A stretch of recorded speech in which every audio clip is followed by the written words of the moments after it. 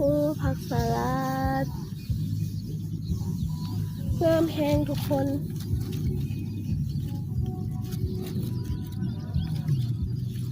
สวนผัก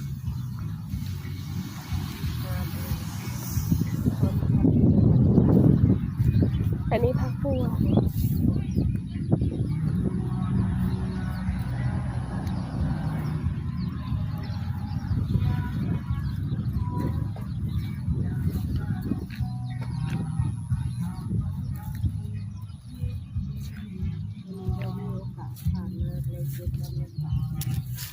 อันนี้ผักบ้งนะสุเจ้าเงาอันนี้หน่อยเด้อพาไปบนสวนครับ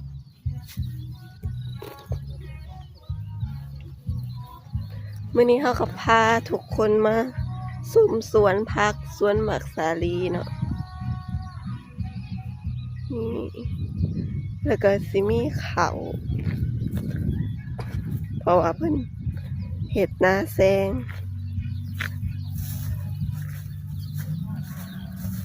อันนี้น่ะจะเป็นอ้อยเด้อทุกคนอ้อยกำลังปลูกหากระปลูก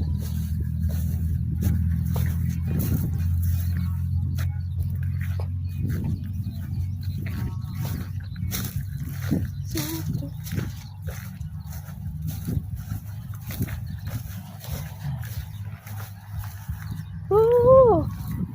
อันนี้ข้าวเด้อ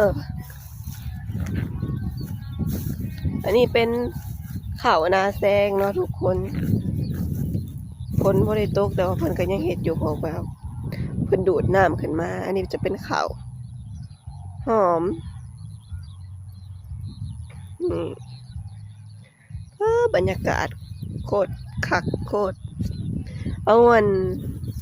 โอ้มาปลูกนอนแถวนี้คือสีคักอันนั้นก็หมักม่วงเห็นบ่ทุกคนหมักม่วงนะเป็นบ่กงน้อยๆนะเป็นหมากแล้ว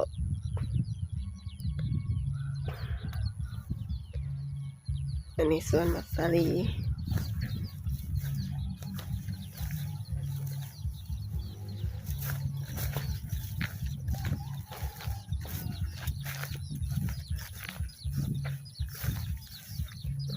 เป็นบ่อนี้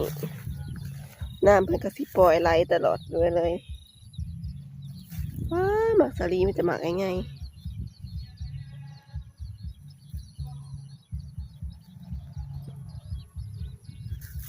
คักแฮง